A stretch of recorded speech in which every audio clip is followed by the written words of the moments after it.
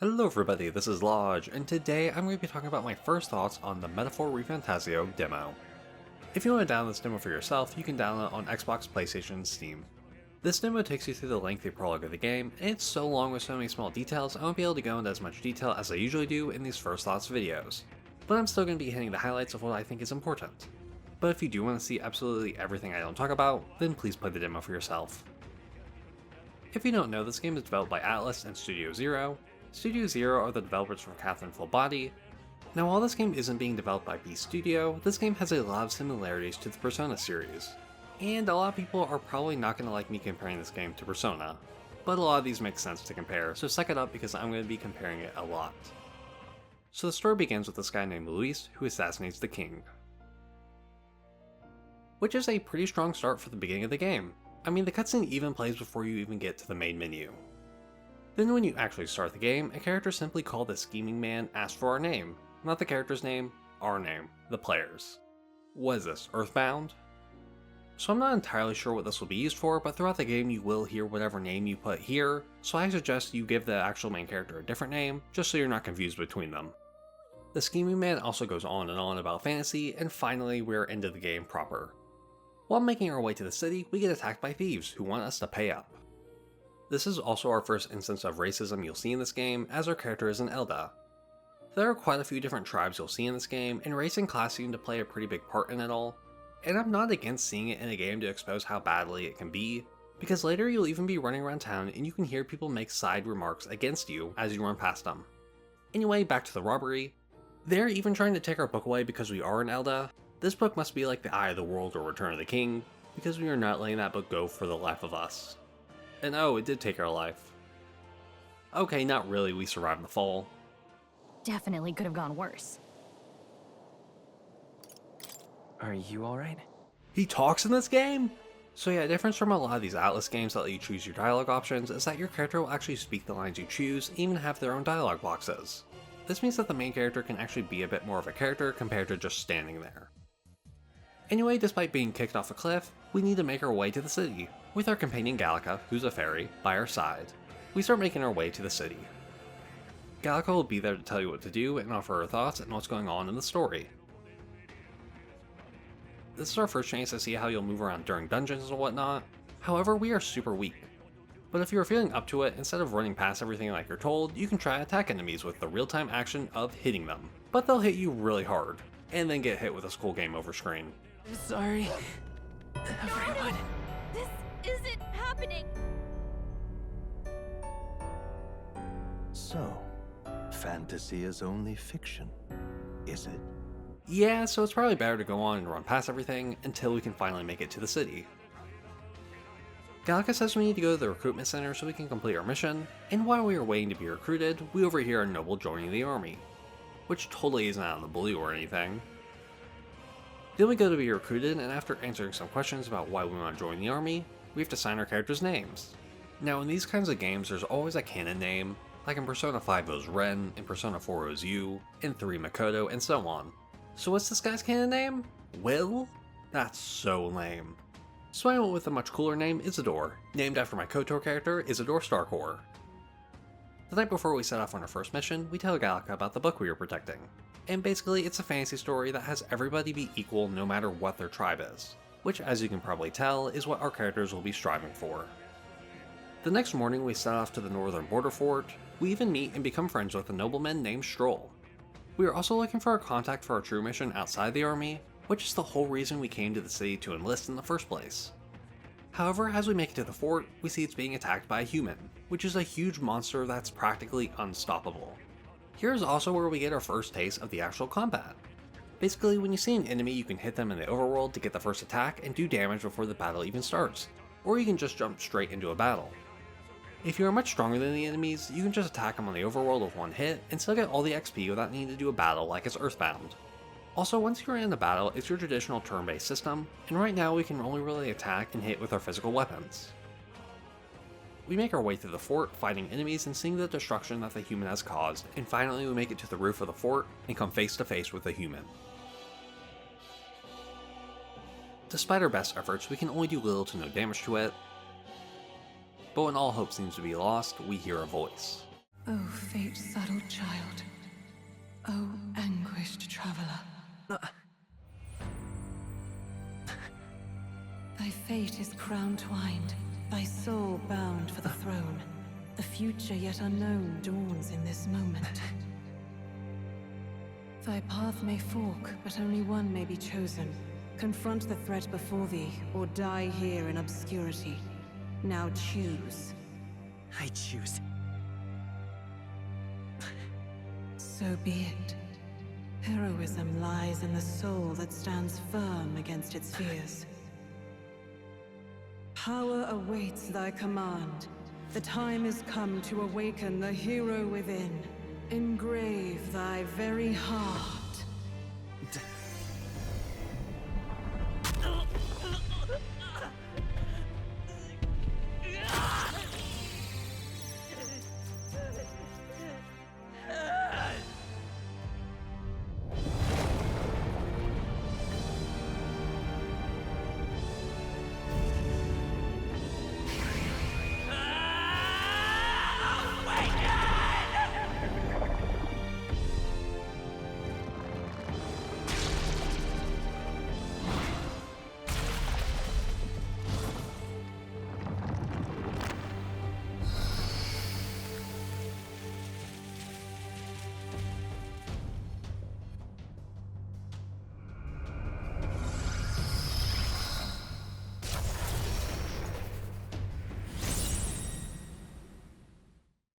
With that, we have newfound powers, which we can actually transform into this thing and actually do good damage against the human using our magic attacks.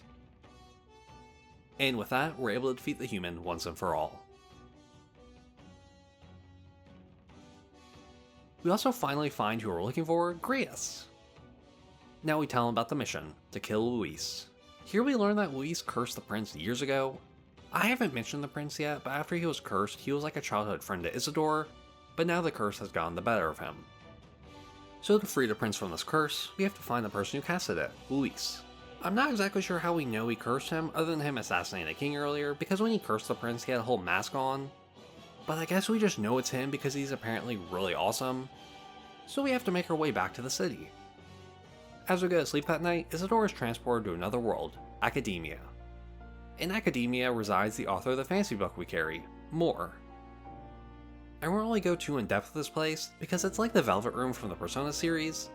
We can edit our archetypes and stuff here. I guess I'll talk about it now, but later you can get new archetypes similar to Personas and you can swap between them, but it's not as free as Persona since you can't swap within battles, you have to do it all in Academia. Other than a cat in here, there is a book that says the name of the player as one of the characters, which is interesting. But yeah, you'll be spending a lot of time here, and you'll probably be learning a lot throughout this game. The next morning we begin our journey. To make sure no one can recognize us as three deserters, we decided to go through the abandoned mines, however we learned it was a trap from Captain Klinger, who used the human to decimate his forces at the fort so people would call for Luis, the only one who can apparently fight the humans off, to become their new king. We also learned that Stroll's village was burned down and almost everyone perished there because Klinger didn't go to help them. Stroll was the only survivor. This pushes him to the edge. You're a disgrace to your title. I may not make it out alive, but as for you, you're hopeless! O thou who art seared with bitterness, O thou anguished traveler, it is time for thou to choose thy path. O lodestar, whose light reveals the king's own path, awaken.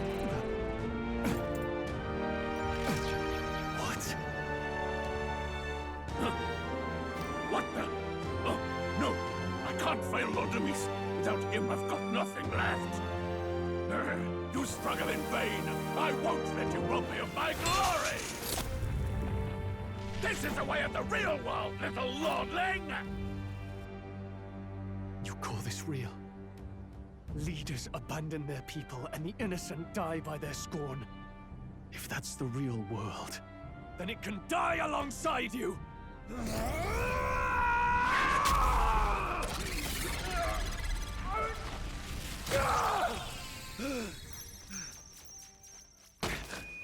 My name is Leon Stroll de Halietus. My home and my family were taken from me.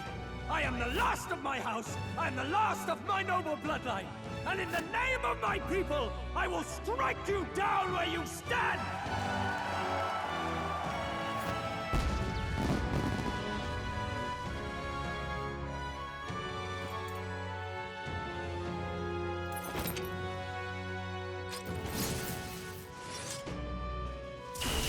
Come! I will show you a world with honor! Stroll also awakens to this power and gets an archetype just like Isidore.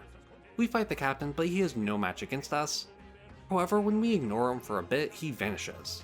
He wasn't too big of a deal, I'm sure we'll see him again in like 10 hours and kick his butt again. Also, this is when we get our first bond, which allows us to harness new powers. Basically, this allows you to use their archetype for any of your party members. Also, we can awaken Grace's power since he trained to try and do it years ago, but never could. He doesn't get a cool cutscene like us, sadly. We make our way through the mines and even have to sneak past a dragon. But we finally make it to the city where we can stay at the Honeybee Inn, the Hushed Honeybee Inn. We even see Grius has a daughter. Don't worry, they aren't making him relatable for any reason or anything. The next day we go enact our plan. However, it doesn't go exactly as planned. At the king's funeral, Luis drops in and even drops in a human. This is all to get the people to want him as the new king. However... Hey, what do we...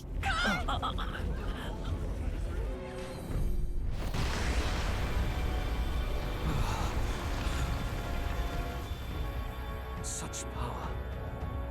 It can't be.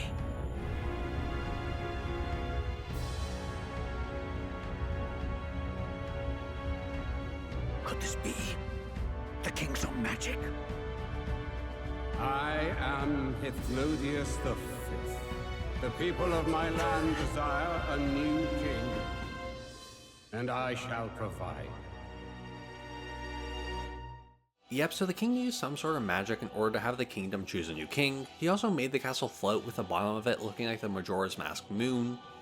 Basically, whoever the people want most will be crowned the new king by the day of the hero. This is also when the people find out Luis was the one who murdered the king. Finding it to be their best chance, Grius goes to assassinate him.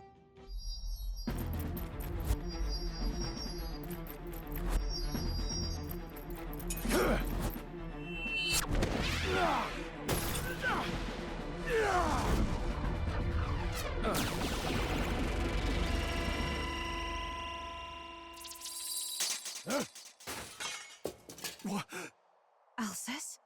I shall not suffer the defiance of my people's will. In my name art thou punished. Punished? The king's magic makes sure no one can harm one of the candidates, making our whole plan moot. See how he has rewarded your loyalty. No.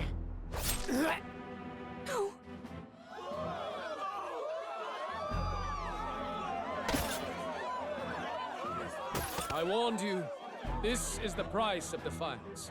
When we go to check on Grius, we find he is already gone. And then we meet our next antagonist. We are able to stop him before he gets inside to find some magic artifact or something. We then meet this character, named Hulkenberg. She was one of the prince's personal guards and was even there the night he was cursed. She also happened to be on the cart with us at the start of the game. We decide to join forces with her and make our way to the mausoleum to get to that mage dude. However, the mage set a trap for us. And you still fell for it? At least you'll be in good company.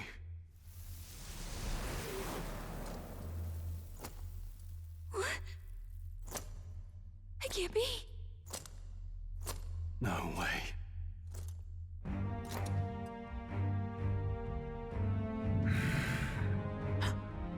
Alcest. Yep, Grius was resurrected through some sort of necromancy and is now fighting against us. When all hope seems lost, we tell Hulkenberg that the prince isn't dead yet. Yes, he lives. So you have to keep fighting! You mean, if that's true, then I... O lodestar who wanders in solemn duty, O thou anguished traveler. Thy long stagnant stance hath finally been broken. Now choose thy path. You calling, transcending all oaths. I choose life of my own will! Thank you. Thou hast chosen a noble parting. Henceforth, thy fears and insecurities become thy light. Thou art the brilliant star that shall illuminate the King's Road. Now, awaken.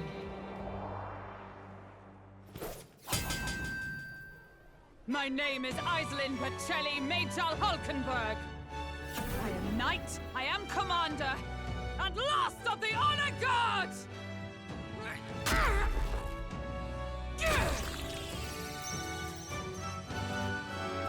Once more, I take up arms in my liege's name!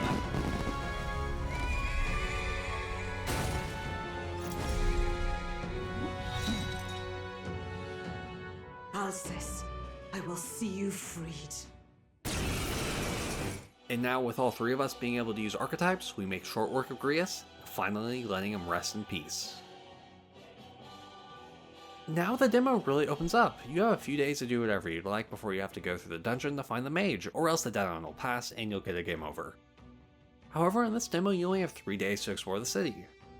Exploring the city you can find lots to do, like meeting different characters, hearing an old story, observing the city, and so much more. And you can do it all by riding your sword, which is so cool. This is how you can spend your days. Doing all these things lets you complete quests for citizens around the city and upgrade your virtues. These virtues are pretty much like social stats from Persona games, and upgrading these virtues can let you do different things like even talking to people to have them give you a quest. You can go on these quests to fight enemies, however be prepared for these fights to be kind of difficult. On my 3 days I kind of wasted them. I mean I did stuff, I just didn't realize this demo only went up to 3 days. I cooked, got my wisdom up, and died at a boss, making it all kind of meaningless, but whatever. So you can theoretically do a lot in these 3 days, but you can also play the full game to do as much as you can within that game. The full game will also most likely even have more for you to do as you meet new characters and more of the story opens up. So yeah, this demo has a lot in it. I know I didn't talk about everything, there's just so much.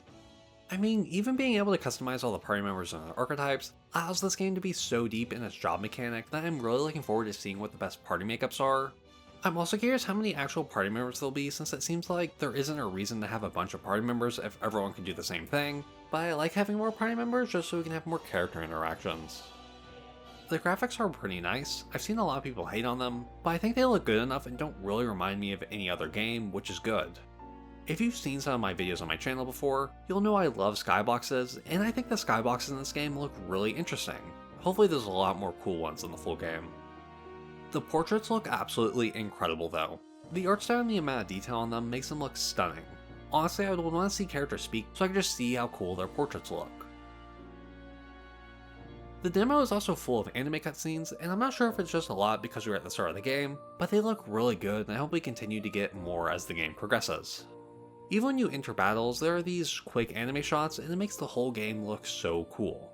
Honestly, the whole presentation of this game is really good. I mean, look at these menus! These might be my favorite out of any menus in gaming. There were some cutscenes that seem to be like Persona 5's higher end cutscenes, and unlike Persona 5, I don't think these kinds of cutscenes look as good, which is a shame. The fantasy setting was such a good choice, and the weirdest part was the thing that got me thrown into the fantasy setting the most was seeing the device that allowed Grius and Hulkenberg to see the prince. Like, something about it, thinking about the magic that had to go along with it, was so cool to me. The music is also really good in this game. It's honestly really different from what I was expecting, but I think it'll help give this game its own identity. The voice acting is also pretty good from what I've heard, especially considering we'll still have like 80 hours to go after this. I was ready to be kind of annoyed with Gallica, because the other companion characters in RPGs can be kind of hit or miss, but I honestly really like Gallica. Her being a fairy is also perfect for why she can always be with us. I hope I didn't reference Persona too much in this video, but yeah, there are a lot of similarities with the two games, so my bad. Also, I'm sorry for this video taking a bit. I wanted it finished before the game released, but with the demo being so long, I didn't want to only cover part of the demo, and tried my best to make a video that fully captured my most important thoughts on the game. This demo made me really excited for the full game. I mean, it's an Atlas game, considering how much I love Persona games. I was gonna try it out and enjoy it anyway, but this demo showed me just how good the game was. Here's hoping it can continue to be great the entire way through. Let me know what you think about Metaphor ReFantazio, and I hope you enjoy the video. Have a good day, and goodbye.